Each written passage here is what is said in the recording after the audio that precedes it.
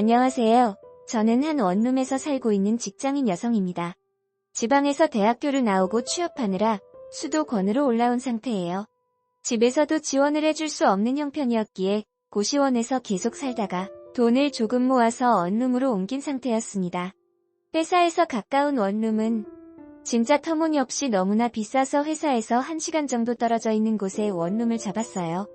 변두리 지역이라 그래도 번화가보다는 시세가 저렴했거든요. 진짜 허름하고 곰팡이 기고 완전 쓰러져가는 집이었지만 어휴, 고시원보다는 100배 더 나았기에 감지덕지하며 지냈습니다. 본가에 손 빌릴 수도 없는 상황이었고요.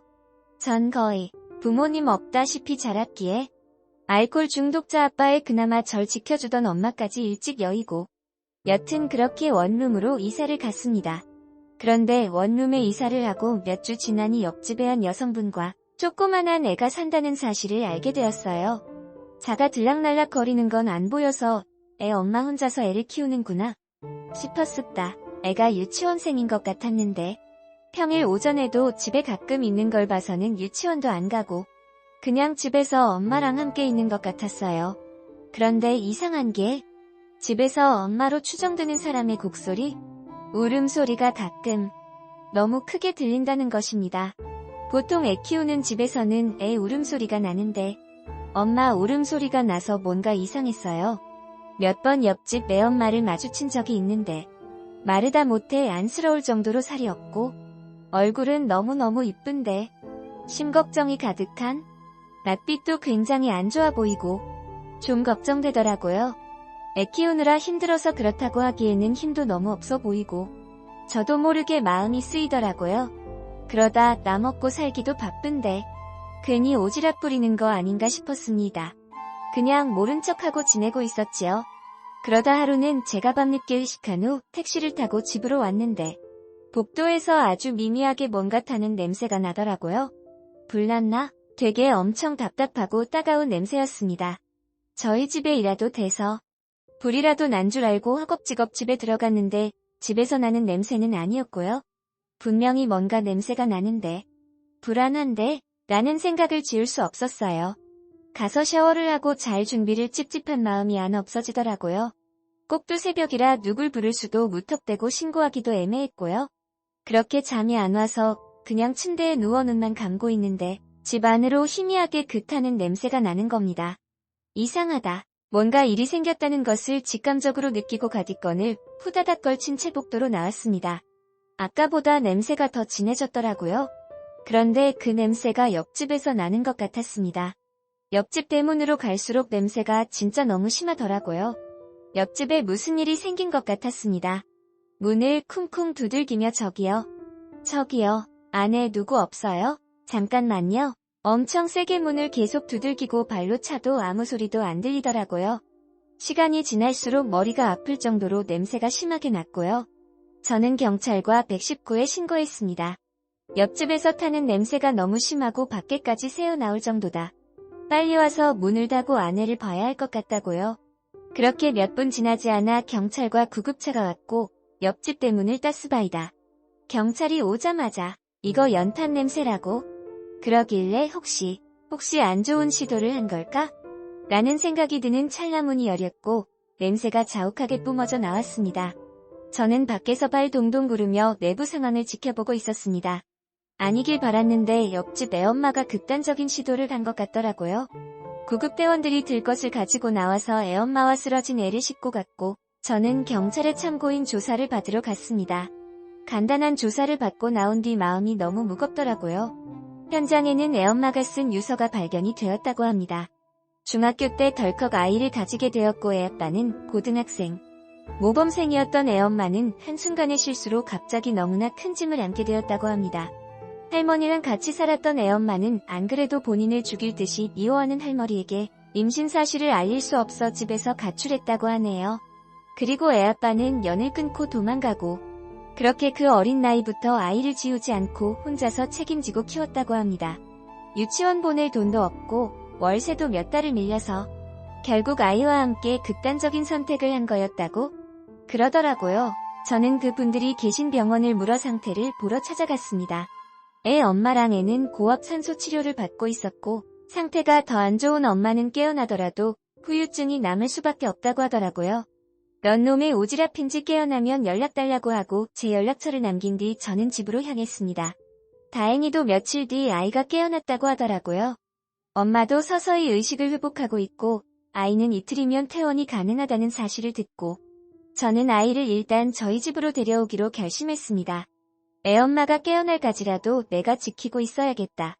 라고 생각했지요. 다행히 그때 제가 재택근무로 한 달간 전환된 상태였습니다. 아이가 퇴원하고 저희 집으로 데려왔습니다. 아이가 저를 보며 엄마는 어딨어요? 우리 엄마 올해 병원에서 못 나오는 거예요? 우리 엄마 죽은 거 아니죠? 엄마 없으면 안 되는데. 나 엄마 없으면 못 사는데. 하면서 앙앙 울더라고요. 엄마 돌아가신 거 아니고 잠만 깊은 꿈나라에 가신 거야. 엄마가 조금 힘들어서 멀리 꿈나라 여행을 떠나려고 했는데 별님달님이 아직은 오면 안 된다고. 우리 수빈이 지켜야 하지 않냐고 하면서 돌려보냈대. 그러니까 엄마 금방 수빈이 곁으로 오실 거야. 알겠지? 수빈이 집에 아직 환기 전부 안 됐으니까. 옆집 이모 집에 가서 재밌게 놀자. 알겠지? 의사 선생님이 열밤만 자면 된다고 했으리가 이모랑 딱 열밤만 씩씩하게 보내는 거야. 라고 했어요. 눈치 빠른 아이는 대충 무슨 일인지 눈치챈 것인지 하루 종일 아무 말도 안 하고 입을 꾹 다물고 있더라고요. 밥도 안 먹었고요. 가만히 생각해보니 어릴 때 제가 소풍 가서 엄마가 싸준 김밥을 먹었던 게 정말 좋은 추억으로 남아있었는데 이 아이는 유치원도 안 가고 엄마가 아프니 그런 추억이 없을 것 같더라고요. 저는 마트에서 김밥 재료를 사서 업무가 끝난 후 아이랑 함께 김밥을 쌌습니다. 수빈아 이모랑 김밥 싸서 소풍 가자. 소풍. 옥상 소풍 재밌겠지? 수빈이 옥상 한 번도 가본 적 없지? 옥상에 상추도 있고 로즈마리 허브도 있고 밤에 가면 별도 보인다. 이모랑 김밥 맛있게 싸서 옥상에 올라가서 별 보면서 김밥 먹자 하고 수빈이랑 김밥을 쌌습니다. 소풍이라는 말에 수빈이의 얼굴이 밝아지더라고요. 애써 숨기고 있는 웃음이 새어나왔습니다. 저도 처음 싸보는 김밥이었지만 고사리 손으로 도와주며 너무나 즐거워하고 있는 애 얼굴을 보니 참 좋았습니다. 그렇게 옆구리 터지고 서툴게만 김밥을 들고 돗자리와 과일 몇 개를 담아 옥상으로 올라갔습니다. 업무 끝나고 한 일이라 그런지 하늘에 땅거미가 지고 얼마 지나지 않아 바로 깜깜해지더라고요.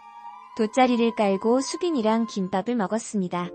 처음에는 수빈이가 안 먹으려고 하다가 겨우겨우 설득해 한 개를 먹이리 눈이 동그래지더리 볼이 터져라 김밥을 집어넣더라고요. 그도 그럴 것이 몇 날 며칠을 거에 쫄쫄 굶다시피 했으니 얼마나 배가 고팠겠어요. 목이 메어 캑캑대는 수빈이에게 물을 주고 그렇게 김밥 3줄을 저희 둘이 싹 비우고 돗자리에 누워 하늘을 바라보았습니다. 별이 콕콕 박혀있는 하늘을 가르며 수빈이에게 말했지요. 수빈아 수빈이는 정말 너무 사랑스럽고 똑똑한 아이야. 이모는 수빈이의 미래가 너무 기대돼. 얼마나 사랑스럽고 건강한 어른으로 자랄지 궁금하거든. 그러리트가 이모랑 약속 한번 할래. 아무리 힘들고 울고 싶어도 끝까지 잘 살아내기. 세상에는 나쁜 사람도 많지만 좋은 사람도 그리고 좋은 일도 너무너무 많다는 거. 힘들면 어른들한테 말해서 기대기도 하고 칭얼대고 싶으면 칭얼대기도 하고 그렇게 살았으면 좋겠어. 이모가 많이 도와줄게. 엄마랑 옆집 이모가 수빈이한테 넘치도록 많이 사랑줘서 수빈이가 다른 사람한테도 사랑을 줄 수 있을 만큼 건강한 사람으로 성장하도록 사랑해줄게. 수빈아 기죽지 말고 이모랑 약속한 거 잊지 말고라고 하며 수빈이와 약속했습니다. 다행히도 일주일 뒤 수빈이 엄마가 깨어나고 의식이 회복되었다는 소식이 들렸어요. 좀 더 경과를 지켜볼 수 있지만 퇴원이 가능한 수준이고 후유증이 있을 수 있으니 병원에 당분간은 몇 번 내원하는 게 좋겠다는 말과 함께 수빈이 엄마는 무사히 돌아왔습니다. 제가 수빈이를 돌봐주었다는 사실을 알게 된 수빈이 엄마는 엉엉 울면서 고맙고 너무 미안하다고 하더라고요. 본인이 엄마한테도 버림받고 아빠한테도 버림받아서 할머니 손에서 자랐는데 할머니조차 보기 싫은 애라고 하면서 거의 방치하듯이 날 키웠다. 그래서 이악 물고 공부해서 중학교 때까지 전교 3등을 유지했는데 그때 고등학교 오빠가 본인한테 대시를 했고 그렇게 만난 오빠랑 아이를 가지게 되었다고 하네요. 진짜 열심히 살아왔는데 한순간의 실수로 본인이 노는 애라고 낙인이 찍히고 중학교 때 애가 져서 인생 망한 애라고 더러운 걸레라고 소문이 나고 정말 힘들었다고 합니다. 나중에 알고 보니 얼굴 반반한 중학생 여자애가 있다고 한번 꼬셔보겠다고 하면서 고등학교 오빠들 사이에서 내기를 했고 저는 그거에 걸려 넘어간 것이었죠. 그래도 애만 보며 버티고 살려고 했는데 사는 게 너무 힘들더라고요. 그러면 안 되는데, 정말 안 되는데 애한테 지울 수 없는 상처를 주었네요. 덕분에 죽을 목숨 살게 되었으리 열심히 살게요. 응애 잊지 않겠습니다. 수빈이 돌봐주셔서 정말 너무 감사합니다. 라는 식으로 막 고마움을 표현하시더라고요. 참 마음이 아팠습니다. 저는 제가 도울 수 있는 건 다 도와야겠다고 마음을 먹었지요. 제가 신고한 경찰서 여경분과 함께 여성가족부에서 지원하는 미혼모 임대주택 혜택을 받을 수 있게 도와드렸고 13살 미만 아동들에게 지급되는 아동양육비 또한 받을 수 있도록 신청해드렸습니다. 그리고 미혼 한부모 지원, 지역별 추가 지원 등등 받을 수 있는 건 모조리 따라다니며 같이 신청했습니다. 마음이 한결 놓이더라고요. 그래도 그나마 수빈이가 조금 좋은 환경에서 자랄 수 있겠구나 싶었습니다. 수빈이 엄마도 좋아하시고 다시 삶의 의지를 다짐하시는 것 같더라고요.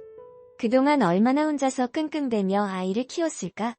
어린 나이에 임신해서 주변 어른들의 눈총과 수군대는 소문에 얼마나 상처받았을까 싶었습니다. 앞으로는 피임 교육과 제대로 된 성교육을 어린 나이부터 시작해서 이런 일이 안 생기게 했으면 좋겠고 그럼에도 불구하고 아이를 갖게 된다면 너무 따가운 눈초리로 보지 말고 따뜻한 시선으로 아이들과 엄마들을 대해주셨으면 좋겠다라는 생각이 들었습니다. 저도 이번 사건을 계기로 미혼모와 사회소외 계층에 대해서 더 신경 쓰게 되었네요. 저도 먹고 살기 바빠서 제 코가 석자이지만 그래도 이게 사람 사는 세상 아니겠어요? 여러분들도 주변에 애 혼자서 키우시는 분들 너무 미워하는 눈빛으로 보지 마시고 따뜻한 사랑으로 대해주세요. 이미 그런 분들 많으시겠지만요. 그럼 감사합니다.